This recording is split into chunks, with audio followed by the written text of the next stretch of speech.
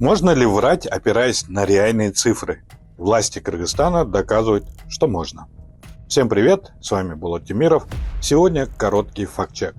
Наверное, многие слышали про рост средней зарплаты до 35 тысяч сомов.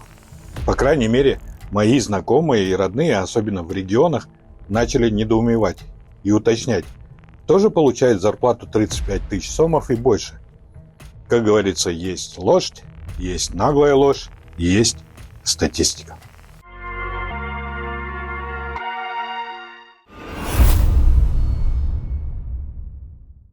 Что значит средняя номинальная зарплата? Простыми словами, кто-то ест каждый день конину и чучук, а кто-то доширак.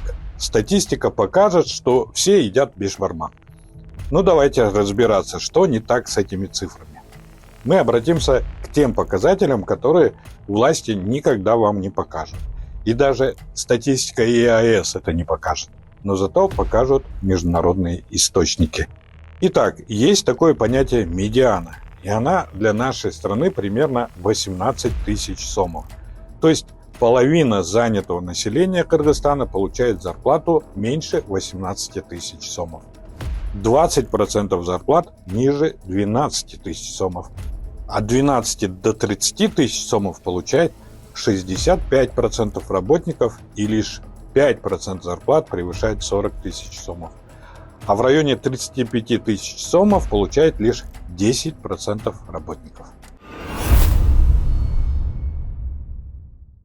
Согласно той же статистике государства, средние зарплаты выросли за 5 лет на 54%. Ого, скажете вы. Но стали ли мы богаче от этого? Здесь исследование Cactus Media. Посмотрим, насколько выросли цены. А цены выросли в среднем на 51%. Продукты питания на 68%. Мясо баранины подорожало на 85%. Говядины на 68%. То есть мы, кыргызстанцы, не стали богаче. Более того, государственная статистика показывает зарплаты крупных организаций. Ну и как вы поняли, они включают лишь те, кто получает эти зарплаты. За бортом остались те же фермеры. Другая статистика показывает, что уровень бедности с приходом Садыры Джапарова выросла.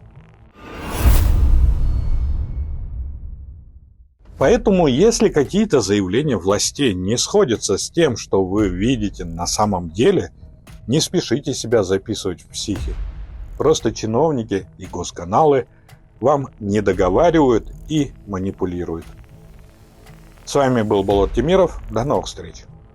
Кызык жашоо башталды, иштете эле баштады. Бир муштундай түйүлөлү бириктирип жаштарды. Эч кайдыгер болбойлу, келечекте хойлойлу. Жагалданбай байларга, мыктыларды колдойлу.